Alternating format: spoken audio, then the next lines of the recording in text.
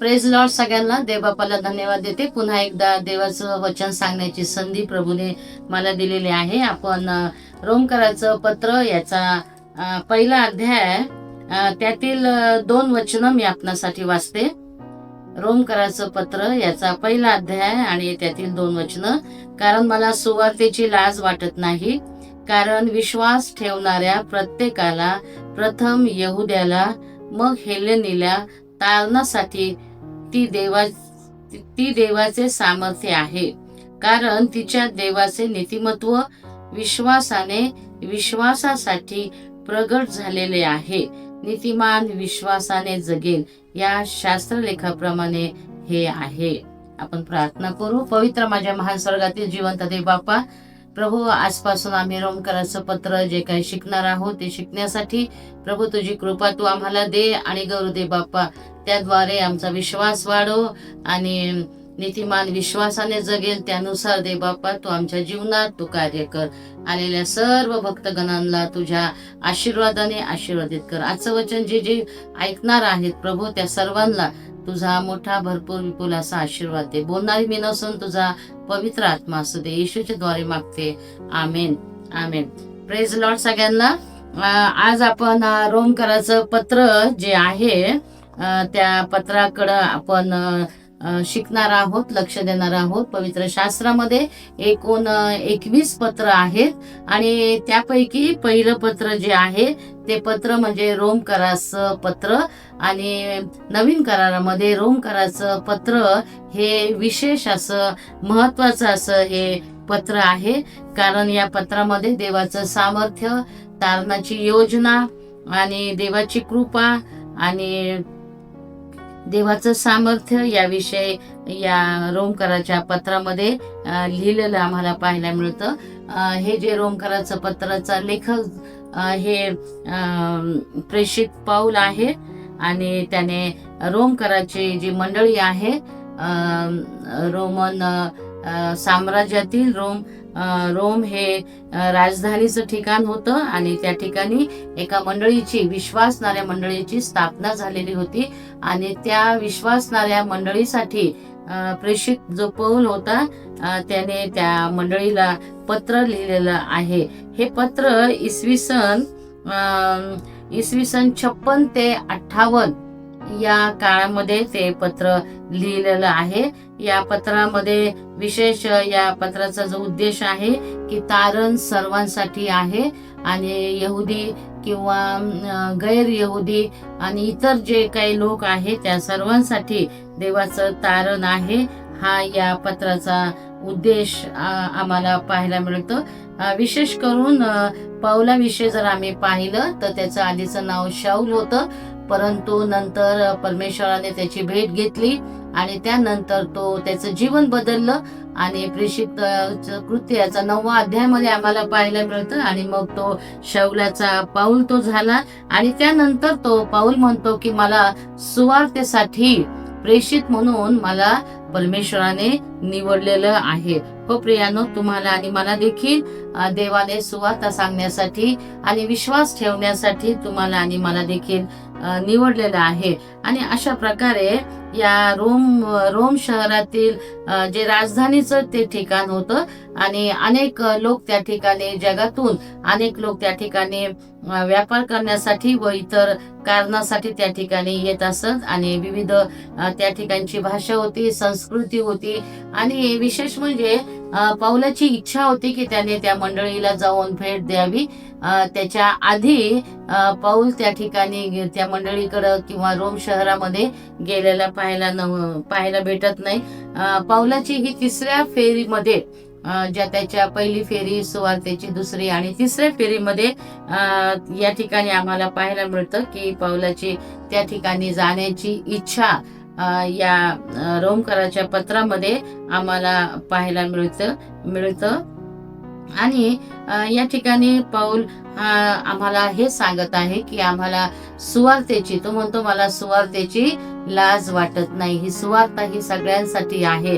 आणि म्हणून जसं प्रभू येशू ख्रिस्ताने तुम्हाला आणि मला सांगितलंय की जा आणि संपूर्ण सृष्टीला सुवार्तेची घोषणा करा, त्यास पिता पुत्र आणि पवित्र आत्म्याच्या नावाने बाप्तिस्मा द्या, ही तुम्हाला आणि मला देखील दिलेली आज्ञा आहे. आणि म्हणून सुवार्ता ही इतर लोकांसाठी हे एक सामर्थ्य आहे, तारणासाठी सुवार्ता ही एक सामर्थ्य आहे. आणि म्हणून प्रभू येशू ख्रिस्त या जगामध्ये जो आलेला आहे आणि प्रभू येशू ख्रिस्ताची जी काही सुवार्ता आहे, की जी सुवार्ता तुम्हाला आणि मला कुणीतरी सांगितलेली आहे, ती सुवार्ता जाऊन आम्हाला इतरांना देखील सांगायचं आहे. कारण ज्यावेळेस आम्ही सुवार्ता सांगतो त्यावेळेस ऐकणाऱ्यांचं तारण देखील होत असतं. आणि म्हणून आम्ही सुवार्ता सांगावी असं देवाचं वचन आम्हाला सांगत आहे.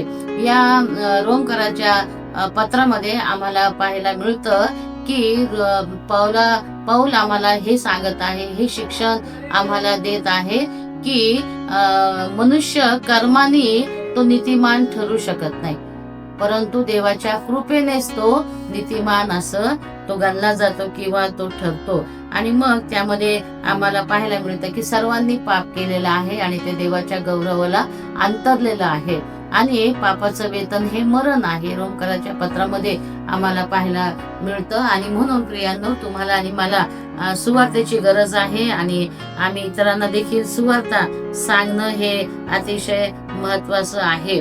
आणि या ठिकाणी ही जी सुवार्ता ही सर्वांसाठी आहे, सर्वांसाठी सुवार्ता आहे.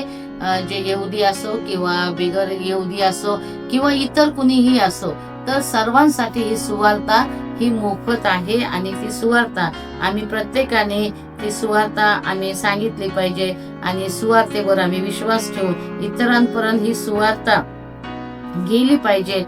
याकडं तुम्हाला आणि मला देखील लक्ष द्यायचं आहे. आणि म्हणून या पत्रामध्ये आम्हाला या गोष्टीविषयी आम्हाला सांगण्यात आलेलं आहे की आम्हाला सुवार्तेची लाज वाटली नाही पाहिजे. तर आम्ही सुवार्ता सांगण्यामध्ये नेहमीच आम्ही तयार असो. जे जे व्यक्ती आमच्या जीवनामध्ये येतात त्या व्यक्तीला सुवार्ता म्हणजे चांगली बातमी. प्रभू येशू ख्रिस्त हा आमचा तारणारा आहे, आम्हाला पापापासून सोडवणारा आहे आणि तो आम्हाला स्वर्गामध्ये घेऊन जाणार आहे. ही चांगली गोष्ट आहे. ही सुवार्ता जी काय आहे ही आम्हाला इतरांपर्यंत सांगावं, ही अशी पौलाची या पत्रातून तुम्हाला आणि मला तो हे या ठिकाणी आम्हाला सांगत आहे. सुवार्ता एक संदेश नाहीये, तर ते तारणासाठी देवाचं एक सामर्थ्य आहे.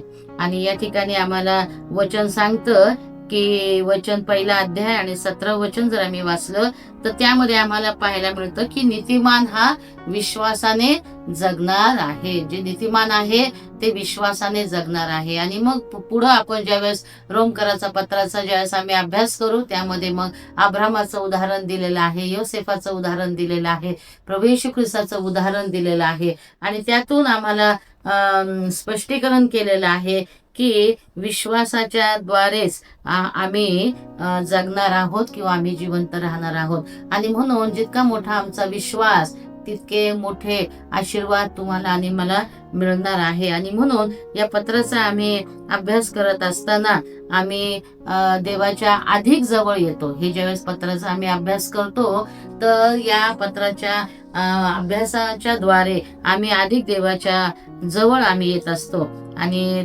तारण हे इतरांपर्यंत कसं घेऊन जायचं याविषयी देखील स्पष्ट मार्गदर्शन आम्हाला या पत्रामध्ये केलेलं आहे. सुंदर असं हे रोमकराचं पत्र आहे. यामध्ये एकूण 16 अध्याय आहेत.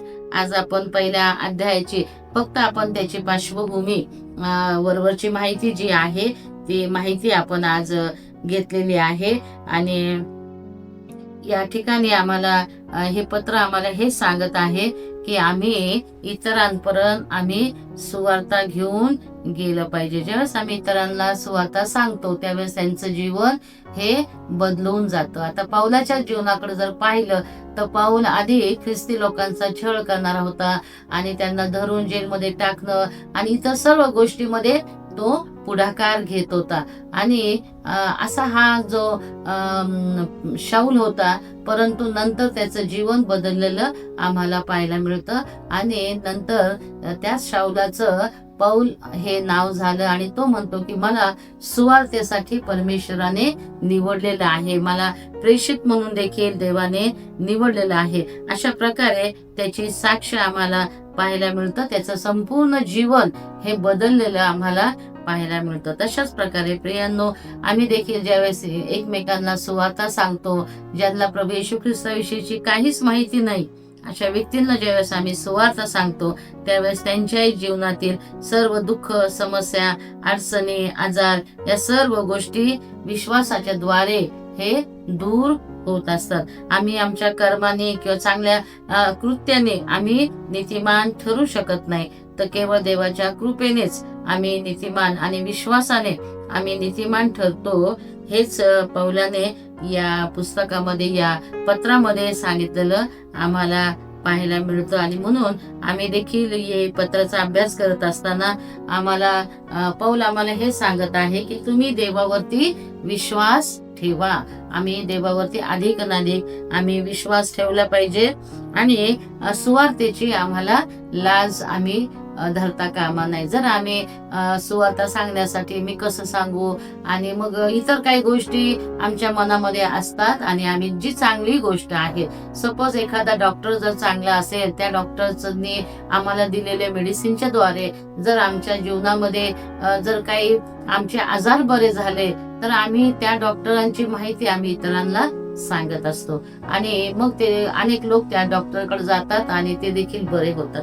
हीच एक चांगली सुवार्ता आहे. जसं आम्ही देखील आम्ही प्रभू येशू ख्रिस्तावर विश्वास ठेवला, आम्हाला पण कुणीतरी सुवार्ता सांगितलेली आहे आणि आम्ही त्यावर विश्वास ठेवला आणि देवापाने आम्हाला आशीर्वादित केलेलं आहे. मग आता आम्ही गप्प बसू नये, तर आम्ही देखील इतरांना सांगावं ही सुवार्ता, जी सुवार्ता आम्हाला समजलेली आहे, जो चांगला अनुभव आम्ही घेतलेला आहे, तो चांगला अनुभव आम्ही इतरांना देखील सांगायचा आहे. मग त्यासाठी आम्हाला कुठं लांब जाण्याची गरज नाही. आमच्या दैनंदिन जीवनामध्ये जे कोणी आमच्या संपर्कामध्ये येतात, ते कामवाली असो, भाजीवाला असो, किंवा दुकानात आम्ही किराणा घ्यायला जातो, किंवा कोणीही व्यक्ती असो, तर त्या व्यक्तीला आम्हाला प्रभू येशूचं नाव आणि प्रभू येशूने आपल्यासाठी काय केलेलं आहे, या जगासाठी काय केलेलं आहे, आणि येशू हा सर्वांचाच आहे, तो सगळ्यांचाच देव आहे, हेच फक्त आम्हाला सांगायचं आहे. आणि त्यासाठी आम्ही कुठल्याच प्रकारचा संकोच किंवा लाज आम्ही धरू नये, हेच पवित्र शास्त्र आम्हाला सांगत आहे. आणखीन या पत्राचा आपण अभ्यास करत असताना आणखीन एक गोष्ट हे पत्र आम्हाला सांगत आहे की आम्ही पापापासून आम्ही दूर राहावं. छोटे मोठे जे काय पाप आमच्या जीवनामध्ये येतात किंवा आम्ही सहज त्या पापामध्ये गुंतले जातो, तर अशा सर्व पापापासून आम्ही दूर राहावं, हेच या पत्राच्या द्वारे आम्हाला पाहायला मिळत आहे. आणि याच गोष्टींकडे आपण लक्ष देऊया. आणि आम्ही ज्यावेळेस स्वतःच्या इच्छा आम्ही ज्यावेळेस पूर्ण करण्याचा प्रयत्न करतो, स्वतःची इच्छा आम्ही पूर्ण करण्याच्या पाठीमागे आम्ही जातो, त्यावेळेस आम्ही देवापासून दूर जात असतो प्रियांनो. आणि म्हणून आम्ही आमच्या जीवनामध्ये प्रभूलाच आम्ही प्रथम स्थान द्यावं. बायबल आम्ही ज्यावेळेस वाचतो, त्यावेळेस देवाच्या ज्या काही इच्छा आणि योजना असतात त्या आम्हाला समजत असतात, आणि त्यानुसार आम्ही जीवन जगावं, हेच हे पत्र तुम्हाला आणि मला शिकवत आहे किंवा सांगत आहे. देवबाप करो. आणि या पत्राचा उद्यापासून पुन्हा आपण बारकाईने आपण अभ्यास करत असताना आपण हे पत्र आधी वाचूया.